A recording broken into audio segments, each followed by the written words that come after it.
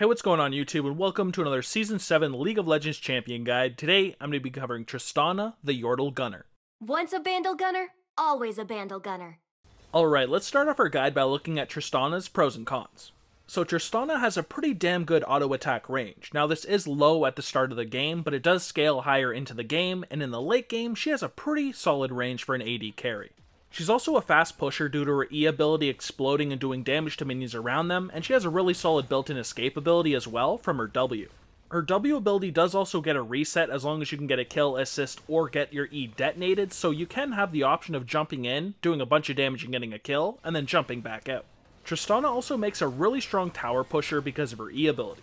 You can toss this ability on towers, and after a bunch of shots it will detonate and do some massive damage.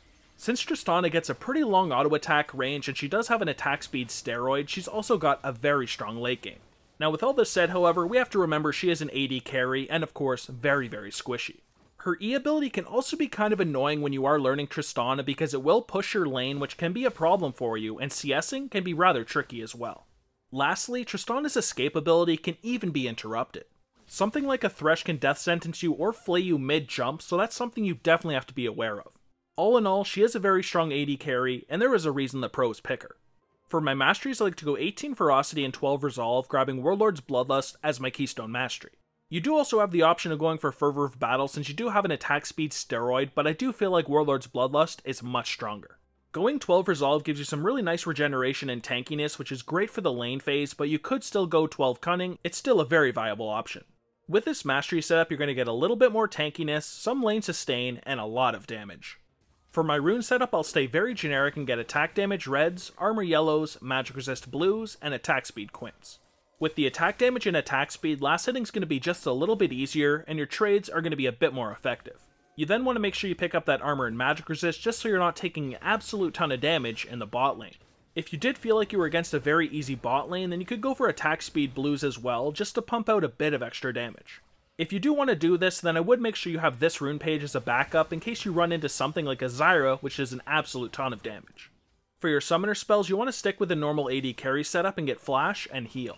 Flash is a 100% requirement on Tristana since she is a squishy AD carry, and it can be used to save your life multiple times throughout a single game. You can even use your Flash offensively to engage from a really long distance with your rocket jump. Then of course you also have the option of flashing forward and using your buster shot to knock an enemy into your team to get your team a really easy kill. There's all sorts of plays you can make on a Tristana.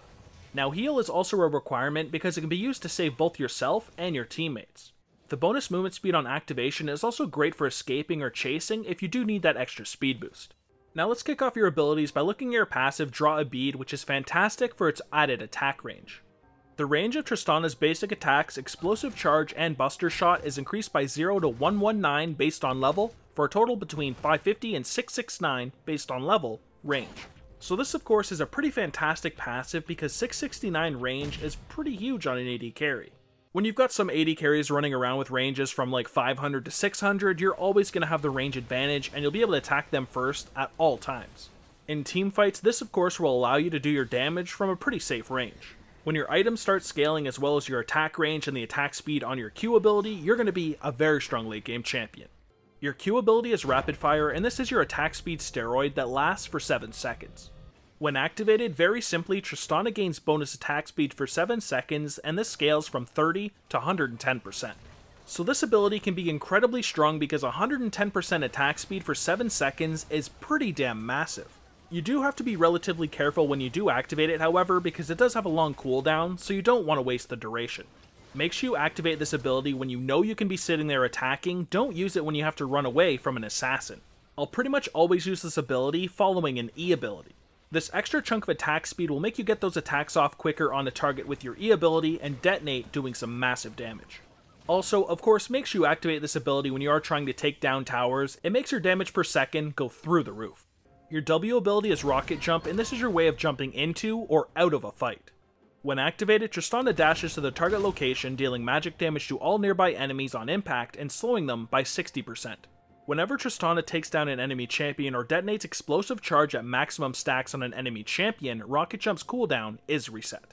So this ability you'll primarily want to use as a defensive if you do get caught in a bad position, but it's great offensively as well. As long as you're certain that you can get a kill, assist, or explode your explosive charge, it is completely fine to jump into a fight, get that kill, assist, or explosion, and then engage farther or jump out if you do need to. The 60% slow for up to 3 seconds combined with your Q ability is more than enough time to get off all of your auto attacks that you need to kill an enemy champion. Your E ability is explosive charge, and this is great for farming large waves, doing burst damage, and taking towers. Passively, enemies explode when slain by basic attacks, dealing damage to nearby enemies. When activated, Tristana places an explosive charge on the target enemy or turret. After 4 seconds, the charge explodes, dealing physical damage to enemies, and the explosion size is 2 times if used on a turret. Tristana's basic attacks and abilities against the target increase explosive charges damage by 30%, stacking up to 4 times for a maximum 120 increase, and will detonate instantly. So this is your main way of doing extra damage, especially in the early and mid game, so we want to max this ability first. Whenever possible, try to get this charge on the tower, hit it 4 times so it will blow up, so you can get that tower down relatively early. Whenever you're going for a trade against the enemy bot lane, make sure you throw your explosive charge on the squishier target, get off your attacks, and watch that explosion do a massive amount of damage. Keep in mind that basic attacks and abilities do work towards that 4 times, so you can use your W or your ultimate to proc it, or of course you can just auto attack. Your ultimate is Buster Shot, and this does some nice additional damage and is also great for self-peeling. When activated, Tristana fires a massive cannonball at the target enemy, dealing the magic damage and knocking back the target and all enemies around them. So this is a pretty decent ability because it does have high base damage. Unfortunately, it is AP ratio based, so it won't do a ton, especially in the late game. If you do use it as a last ability to proc your E ability, however, it will do some massive burst and it can really catch people off guard. I do like this ability more as a defensive, however. The 1000 knockback distance on this ability at max level is fantastic for getting assassins off of you after they jump onto you. Most AD carries rely on their teammates peeling for them, but at least you have the option of self-peeling on a Tristana. For your skill order, you first want to put a point into your ultimate whenever you can at 6, 11, and 16. Then we'll want to focus on maxing our E ability first because it's fantastic for farming and it does some really solid burst damage and is great at taking down towers. We then want to follow that up by maxing our Q ability second. It'll give us 110% attack speed at max rank, which obviously is going to be pretty devastating in team fights and duels. That of course means we max our W ability last. You will however want to put a point to it at level 2 so you actually have a way of engaging and escaping. Now let's look at a couple of your best support synergies, and we're going to start with Alistar. He's a champion that when combined with Tristana can form a pretty potent kill lane. As long as he can pull off his headbutt pulverize combo, Tristana's going to be able to jump in with her W, place the E on the enemy, activate her Q, and do an absolute ton of damage. You are somewhat weak against poke lanes however, but as long as you can pull off your all-in combos, you're going to be perfectly fine. Another support champion that's great at all-inning with Tristana would be Maokai. He does some pretty solid damage, and when you combine it with his crowd control, Tristana is going to be able to easily all-in champions. Yet again, just like with Alistar, you are somewhat weak against poke champions, so you really have to focus at all-inning the enemy champions. As long as you can both pull off your combo with all of that damage and crowd control, you will easily kill squishy targets. Next we have a way more passive pick, Janna. She has multiple ways to peel for you, so you can play a bit more aggressive because you can rely on Janna being able to save you. She's also going to be able to give you some bonus AD because of her shield, and as long as you can detonate your E ability, you'll do a lot of damage because of this bonus AD. You will have to be a little bit more passive in the lane however, so just get as much farm as you can and you will be a monster in the late game. The last one I'm going to touch on here is Sona. In my opinion, she is one of the best solo queue supports, so of course she works great with Tristana. You guys will do some pretty decent damage in the bot lane because of all of your damage in Sona's Q, and she'll also be able to heal you, so winning trades is going to be relatively easy. She does also have a really strong crowd control from her ultimate, so whenever she lands it on the enemy champions, makes you engage and pull off your combo. At the start of the lane phase, I like to push the minion wave to hit level 2 before the enemy bot lane.